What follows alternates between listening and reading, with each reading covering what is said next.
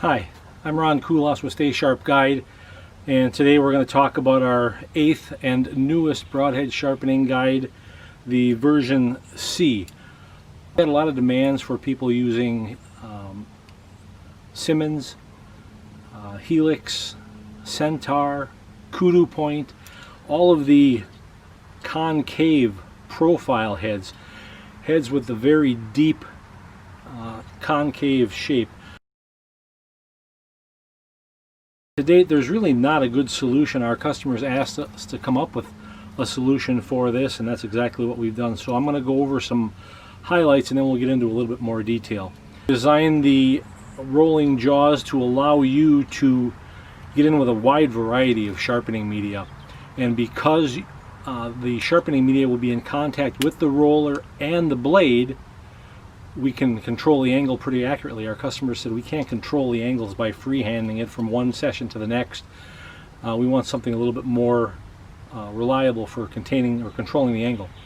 The other feature is this fence on either side, so you can't fall off. Some of the media that you'll be able to use to sharpen it would be a round file, a diamond jewel stick. Again, it's contained in these arms. Diamond jewel stick, a butcher steel, a ceramic crock stick, a wooden dowel covered in buffing compound. Now I use green, but if you prefer white or red, as long as it's meant for metal, you can't use a buffing compound meant for plastic. But there are metal buffing compound sticks in green and white and red, whatever your preference is. That would be the method for sharpening a concave profile. Now, if you were doing a convex like the Alaskan, there you'd want to use a flat file. The narrower the better. So this is a triangular shaped file. Again, you want to be able to fit it in here and not fall off the edge, but still be able to stroke in this direction. When you get done with one side, flip it over, sharpen the other side.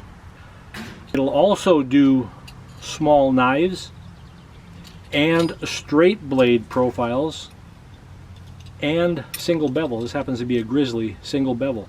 When you get into the flat profiles, another trick is just a square dowel. This happens to be a 3/8 inch square dowel. If you fold a piece of wet dry sandpaper around it, you've created a really nice, essentially a flat file in any grit you want, and as it begins to wear, you can just peel away a layer. But the same thing with the flat surface. I have the ability to stroke through it, keeping again in contact with the roller and the blade. When I get one side done, flip it over, do the other side. So for the flat profiles, a square dowel wrapped in a variety of grits. You can go 400, 800, 1,000, whatever you want for coarseness of grit. Files. Now, whether it's flat, concave, or convex, they can all be finished with a ceramic buffing stick. It won't matter because you're just putting the final touches on it. And there again too, the wooden dowel with the buffing compound. Place it on the roller, place it on the blade. Now with the wooden dowel, you only want to do a stroking away motion. If you stroke into it and your blade is sharp, you're going to cut right into the wood. So in that case, you would do a stroke pulling toward you, pulling away from the sharpening edge. Flip it over. Same thing on the other side. When you get into sharpening, especially with your more coarse grades, your files, you'll know when you've reached new metal when you can feel a burr. So if I've sharpened this with a file and I can catch my fingernail on a fine burr, I know I've reached new metal. I've got a new burr on this side. I want to flip it over, do the same thing. Now I'll feel a burr on this side. Then I go to my next finer grit, do the same thing, do one side, flip it over, do the other side. I'll have a finer burr. Go to a butcher steel, the same thing, do one side, do the other side. The burr is going to get smaller and finer. Go to a ceramic crock stick, the same thing. Flip it over. The burr keeps getting finer and finer till I get to a wooden dowel with buffing compound. Pull it, maybe only give it a stroke on the side. You're only doing the fine buffing. The angle at which this is set is determined by you. I'm going to insert a little closer up video, but there are 3 positions that you can place these rollers. You want them to match, obviously, so if you're in the uppermost hole on the top, you want to be in the uppermost hole on the bottom. The lower, also match the lower. The rear, I'm going to inset the angles at which these will sharpen it.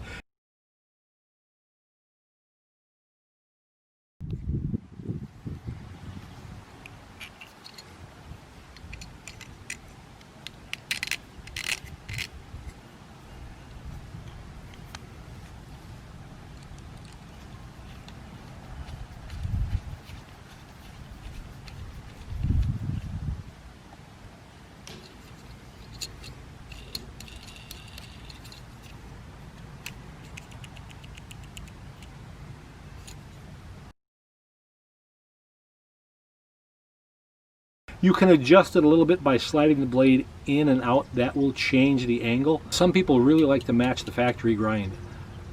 It's up to you. It's not essential. If you decide that you want a more flat, like a fillet knife bevel, or a much more steeper bevel, you have the ability to back out the screw, move the roller into a new position, put the screw back in. You want that roller to spin free. When it comes to loading the broadhead, there you can use a little bit more force. I can take my blade out. This happens to be an Alaskan. If you have the ability to take the ferrule off, do that. Then you don't run the risk of sharpening across the ferrule itself on the lowest angles. Don't run the blade like that, right? You want to be centered.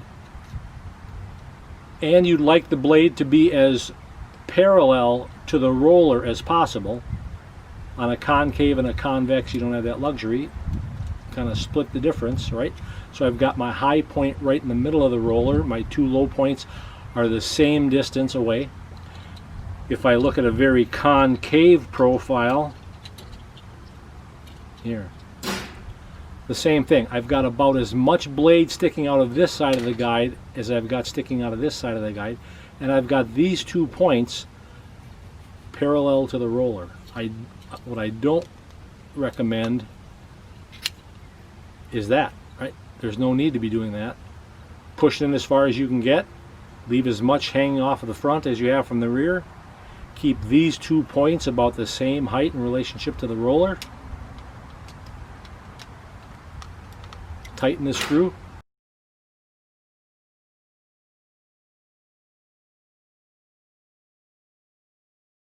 So you'll want to take a Sharpie marker before you start.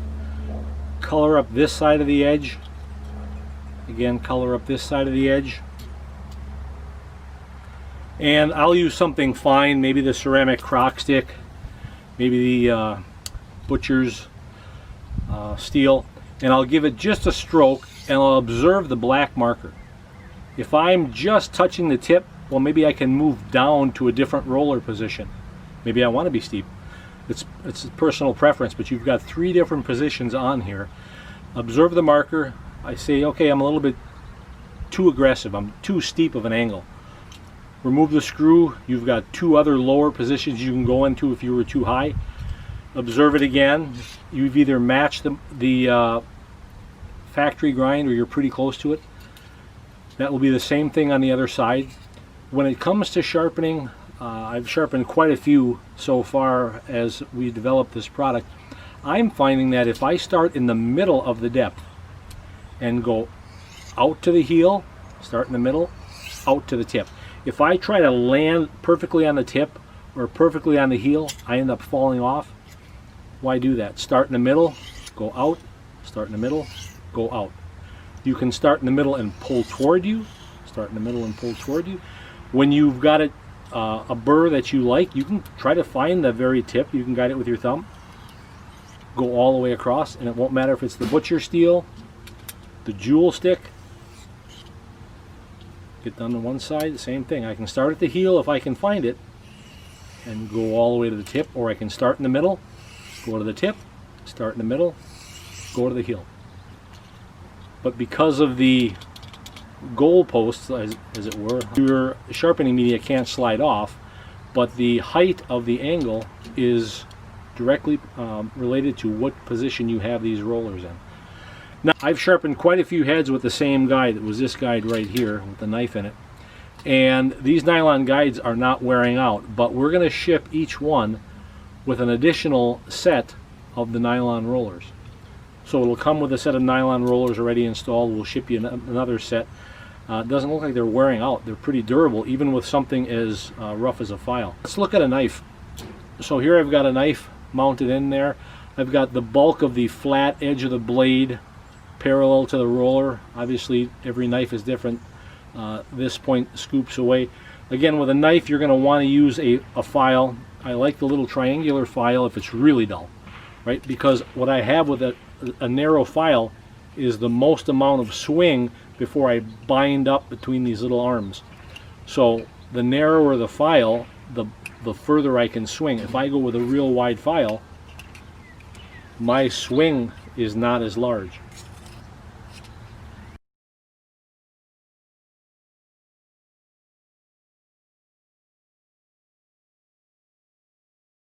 And again, a square dowel. Once you've wrapped this in emery cloth and made basically your square file in whatever grit you want, you can also rub the square down with buffing compound and use it as a final buffing feature. But it won't matter whether you're using concave, convex, straight. The final touch-up being a wooden dowel with buffing compound. It can be round, and the same thing with the ceramic crock stick. It can be round. Again, I can start here and go all the way to the heel, start at the heel, go all the way to the tip. I can start in the middle. Again, I have this ability to swing. What our customers wanted is they didn't want the serrations or scratches in the metal to be parallel with the edge, like you see these V-shaped drag-through sharpeners. I call them edge destroyers because when we observed them under a microscope, it was jagged as heck. Looked like it was a cut open tuna can. You'll notice that no broadhead or knife manufacturer sharpens in this direction. They always sharpen perpendicular to, and that's what our customers wanted. So whether it be a file, a jewel stick, butcher steel, dowel with buffing compound, it allows you to put the scratches in the right direction. So I can start at one end, stroke forward. I can, like I said, I can pull back, I can stroke forward. It's what our customers wanted. So we met that need in that we can control the angle, we can adjust the angle, we can put the serrations in the proper direction, we can do the concave, convex. A lot of people are familiar with the old Bear Greenie. That's convex. There's another one. Here's an Alaskan convex. So it'll do concave, it'll do convex, it'll do small knives up to about a 3 1/4 inch blade. It won't do a real huge knife. Again, we're limited by the swing that we get in between these arms.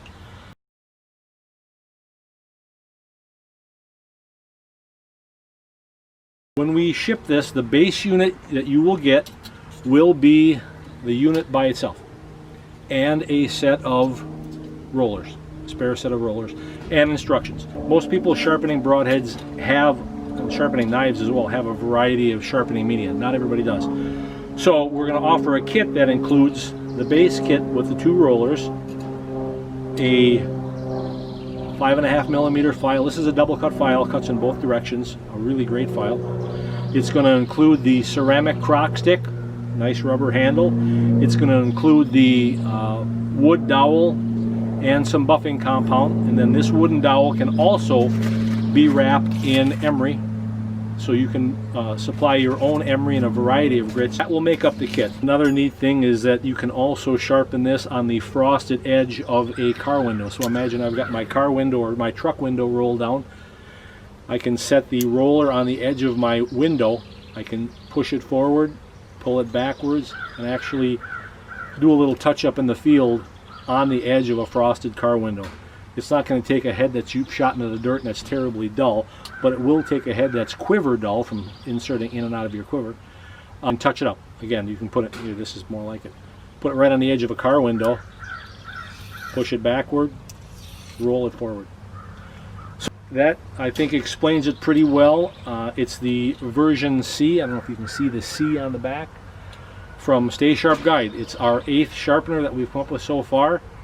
Visit StaySharpGuide.com and you'll see all 8 versions. We've got sharpeners for just about every head on the market. Some that are dedicated to a specific broadhead, some that'll work with just about any broadhead. Feel free to check us out, StaySharpGuide.com. Thanks.